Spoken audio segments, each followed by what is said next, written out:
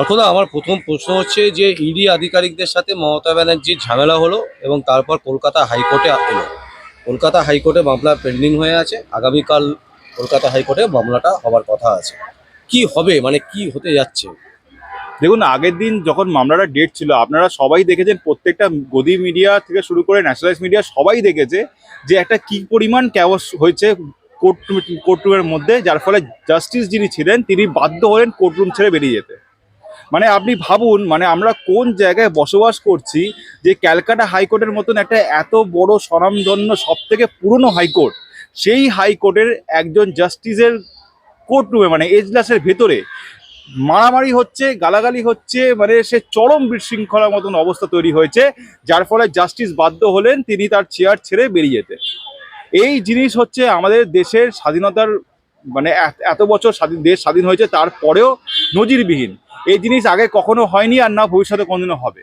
আজকে যে জায়গায় আমরা দাঁড়িয়ে আছি সেই জায়গায় দাঁড়িয়ে এটা মানতে হবে যে আমাদের পশ্চিমবঙ্গে একটা অরাজকতা শাসন চলছে, একটা মানে বেআইনি সরকার চলছে, যে সরকারের কোনোভাবেই মানে গভর্নমেন্টে থাকা তার ইয়ে নেই, তার কোনো অ্যাকাউন্টেবিলিটি নেই, এবং সে জোর করে দখল করে সরকারটাকে দখল করে গদিটাকে দখল করে পড়ে আছে। এবং একে না তাড়াতে পারলে, একে গরিচ্যুত না করতে পারলে আমাদের এই ওয়েস্ট বেঙ্গল বলে আর কিছু থাকবে না। আগামী দিন কলকাতা হাইকোর্টে এই মামলার শুনানি আছে, এবং আমি এটা মানে কি বলবো, আমার তো মানে নিজেরও খুব খারাপ লাগছে যে বিচারপতি মানে সে কি করে অ্যালাউ করলো এতজনকে ভেতর ঢুকতে। কোনো মামলা যখন কোনো মামলা হাইকোর্টে হবে, সেই মামলার পিটিশনার থাকবে, পিটিশনারের অ্যাডভোকেট থাকবে, রেসপন্ডেন্ট থাকবে, রেসপন্ডেন্টের অ্যাডভোকেট থাকবে, বড় হলে তাদের ক্লার্ক থাকতে পারে। তার থেকে বেশি কেউ কোর্টের মধ্যে প্রবেশই করতে পারবে না। এখানে কি করে এত এক দল এক গুচ্ছ লোক কালো কোট পরে, অর্ধেক লোক ব্যান্ড পরেনি, অর্ধেক লোক গাউন পরেনি, তারা সবাই কোর্টে ঢুকে পড়ছে, তারা সবাই নাকি অ্যাডভোকেট। আরে অ্যাডভোকেট যারা যারা আমাদের হাইকোর্টে নিয়মিত অ্যাডভোকেট হিসাবে প্র্যাকটিস করে, তারা প্রত্যেকে কোট পরে, গাউন পরে। আপনারা আমার বিগত এতে দেখেছেন আমি কোট গাউন পরে প্রচুর ইন্টারভিউ দিয়েছি। কিন্তু আজকে কিছু অ্যাডভোকেট আছে যারা কোথা থেকে এসছে, তারা আদৌ অ্যাডভোকেট কিনা, আমার তো এখানেই বড় সংশয় আছে।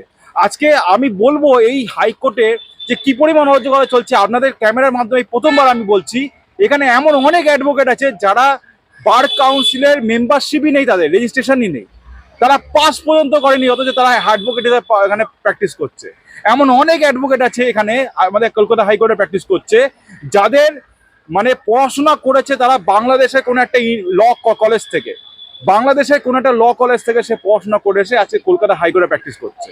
এবং এবং অনেকে এরকম আমি অ্যাডভোকেট জানি যারা এখানে এই মুহূর্তে প্র্যাকটিস করছে কলকাতা হাইকোর্টে, যাদের বাবা মা দুজনেই হচ্ছে বাংলাদেশের বাসিন্দা, তারা বাংলাদেশেই থাকে। সে এখানে এসে একটা কোনো একটা পেইং গেস্ট বা কোনো একটা জায়গায় ভাড়া রেন্টেড হিসাবে থেকে আজকে কলকাতা হাইকোর্টে বিং অ্যান অ্যাডভোকেট প্র্যাকটিস করছে। নজিরবিহীন ঘটনা এই মুহূর্তে আমাদের কলকাতা হাইকোর্টে চলছে। আপনার ক্যামেরার মাধ্যমে প্রথম আমি বললাম, যদি হাইকোর্ট কলেজিয়াম এবং হাইকোর্টের যে রেজিস্ট্রার যদি খোঁজ নিয়ে দেখতে পারে, মানে দেখতে চায়, তাহলে দেখতে পারবে যে এরকম প্রচুর নাম করা অ্যাডভোকেট এখানে আছে, যাদের প্রচুর জুনিয়র সিনিয়র মানে জুনিয়র ইন্টার্ন সব আছে, যারা অর্ধেকের বেশি যারা এখনো পর্যন্ত পাস আউট করেনি, অর্ধেকের বেশি যারা এখনো পর্যন্ত এনরোল নয়, তারা প্রত্যেকে বিভিন্ন কোর্টরুমের মধ্যে ঢুকে যাচ্ছে এবং সেখানে গিয়ে একটা ক্যাওয়াস সৃষ্টি করছে। বলছি, অনেক বিশিষ্ট আইনজীবী তারা বলছেন যে কালকে লাইভ স্ট্রিমিং এর দাবি করেছেন, আপনি কি বলবেন? শুনুন, লাইভ স্ট্রিমিং এর আগেও বহুবার দাবি হয়েছিল, লাইভ স্ট্রিমিং করেও কোনো লাভ হয়নি, কারণ এই যারা মব, এরা হচ্ছে এক ধরনের মব। এই মব আপনারা দেখেছেন বাংলাদেশে মব লিঞ্চিং এর কারণে দীপু দাসের মতন একটা মানুষের হত্যা হয়ে গেল। মব লিঞ্চিং এর কারণে আজকে আমাদের পশ্চিমবঙ্গে ঠিক আছে কত লোকের হত্যা হয়ে গেল। সুতরাং এই মব এরা বরাবরই একটা মানে একগুচ্ছ লোক, এরা সবসময় টার্গেট থাকে যে আমরা যেভাবে হোক মানে এজলাসের শুনানিটাকে বানচাল করে দেবো। আমরা কোনোভাবে বানচাল, আমরা তারা কেউ এই যে আমাদের স্বনামধন্য সিনিয়র অ্যাডভোকেট কল্যাণ ব্যানার্জি উনি বলছেন যে তারা নাকি ওখানে ঢুকেছিল এজলাসের ভেতরে শুনানি শোনার জন্য, কিছু শেখার জন্য। কোনো দিনই তারা শিখতে পারবে না, না কোনো তারা শিখতে পেরেছে। এই ধরনের কিছু মানুষ আছে যারা মব লিঞ্চিং করে এবং তারা বরাবরই কোর্টের এজলাসের যে কার্যক্রমটাকে পুরো বিঘ্নিত করার জন্য তারা এই ধরনের কাজকর্ম করে। এটা বিগত দিনে বহুবার ঘটেছে। এর আগে আপনি বলছি যখন জাস্টিস অভিজিৎ গাঙ্গুলি ছিলেন সেই সময় ঘটনা ঘটেছিল, তার এজলাসকে বাড়িতে তালা বন্ধ করে দেওয়া হয়েছিল। এই যে প্রেস লিস্ট আছে, আপনি বিভিন্ন বিগত দিনের আপনি ইন্টারভিউ করে দেখবেন, প্রেস লিস্ট আছে। এবং এর আগে অনেক ঘটনা ঘটেছিল আমাদের ওপরে 3 তলায়, ওখানে বিভিন্ন কোর্টরুমের সামনে সে এক প্রকারে মানে এমন জমায়েত, সেই জমায়েত কোনো অ্যাডভোকেটের ছিল না, সেই জমায়েত ছিল কিছু বহিরাগতদের, এবং তারা বেজলাসে মানে পিটিশনার এবং রেসপন্ডেন্টের অ্যাডভোকেটকে ঢুকতে দিচ্ছিল না, মামলা করা তো অনেক দূরের কথা, এজলাসের ভেতর ঢুকতে দিচ্ছিল না। একদম। সুতরাং আজকে এই জায়গায় আপনাকে বুঝতে হবে আমাদের কলকাতা হাইকোর্টের যে সিকিউরিটি সেটা পশ্চিমবঙ্গ সরকারের, পশ্চিমবঙ্গ পুলিশের আওতায় পড়ে, এবং সেই সিকিউরিটি দিতে পশ্চিমবঙ্গ পুলিশ পুরোপুরি ব্যর্থ। আমি বলবো এর একমাত্র মানে যদি কেউ এর উপকার বা এর সলিউশন জানতে চায়, এর একটাই সলিউশন হতে পারে, সেটা হচ্ছে এখানে ইমিডিয়েটলি সেন্ট্রাল ফোর্স ডিপ্লয় করতে হবে। প্রত্যেকটা কোর্টরুমের বাইরে একটা করে সেন্ট্রাল ফোর্স, একটা সেন্টার পুলিশ অফিসার বা সেন্টারে কোনো অফিসিয়ালস যদি মোতায়েন থাকে উইথ আর্মস, তাহলে আমাদের কোর্টে নিরাপত্তা থাকবে। নাহলে আমাদের কোর্টে না আইনজীবীর নিরাপত্তা আছে, না জাস্টিসের নিরাপত্তা আছে, না কোর্ট ক্লার্কের নিরাপত্তা আছে, না কোর্ট অফিসারের নিরাপত্তা আছে, কারণ এখানে কোনো নিরাপত্তা নেই। আচ্ছা, বলছি যে ইডি আধিকারিকরা কলকাতা হাইকোর্টে মামলার মানে কি হয় সেই সমস্ত দিকে না তাকিয়ে তারা সরাসরি চলে গেল হচ্ছে সুপ্রিম কোর্টে। সুপ্রিম কোর্টে গতকাল মামলা ছিল, শুনানি হয়নি, আজকেও সেভাবে কিছু হয়নি। তাহলে কালকে কি কলকাতা হাইকোর্ট এই মামলা শুনবে? আদৌ কি শোনার চেষ্টা করবেন? দেখুন, লাস্ট ডেটে যেটা হলো সেটা তো মানে মানে জঘন্যতম কাজকর্ম হয়েছে, মানে কোনো শুনানি হয়নি, বাধ্য হয়ে সুব্রা গোস্বামী উঠে চলে গেছে। তা আগামীকাল যখন হিয়ারিং আছে, আশা করছি আগামীর জন্য এই ধরনের ঘটনাই ঘটবে। সুতরাং আমি এখনো বলবো যে বিচারপতির উচিত পিটিশনার এবং রেসপন্ডেন্টের অ্যাডভোকেট, তাদের বড় হলে তাদের ক্লায়েন্ট এবং ক্লার্ককে মানে অ্যালাউ করা কোর্টের মধ্যে, আর কাউকে যেন অ্যালাউ না করে। যদি করে তাহলে এই ঘটনা আবারও ঘটবে, আবারও কোর্টটাকে বানচাল করে দেওয়া হবে এবং হিয়ারিং করতে দেওয়া যাবে না। কারণ আপনাকে বুঝতে হবে যে এখানে মুখ্যমন্ত্রী মানে ডাইরেক্ট অফেন্স করেছে, ইনডাইরেক্ট নয়। উনি নিজে স্বীকার করেছেন আমি যা করেছি বেশ করেছি, মানে আমি অফেন্স করেছি এবং সেটা বেশ করেছি, আমি অফেন্স করেছি।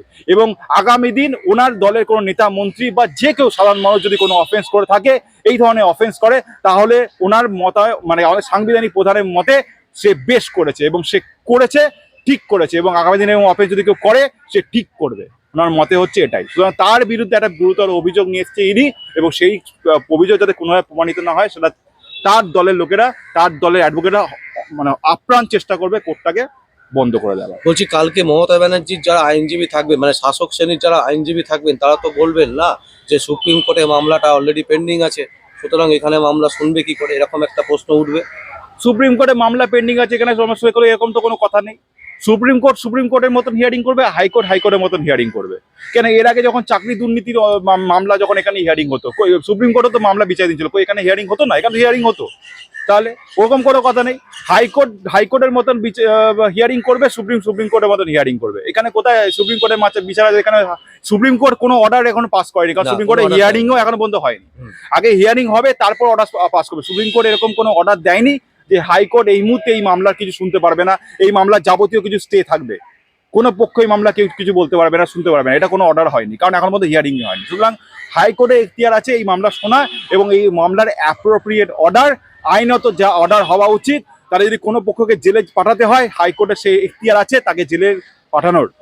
এবং আমি বিশ্বাস করি হাইকোর্ট সেই স্ট্যান্ডটা রাখবে, এবং একটা নজিরবিহীন মানে জাজমেন্ট, একটা নজিরবিহীন রায় হাইকোর্ট দিয়ে দৃষ্টান্তমূলক একটা মানে এই অপরাধীদের দৃষ্টান্তমূলক একটা শাস্তির ব্যবস্থা করবে। মানে কালকে বলছেন একটা বড় ধরনের কিছু ঘটতে চলেছে। অবশ্যই আমাদের প্রত্যেকের চোখ থাকবে, আশা করি আপনাদেরও চোখ থাকবে।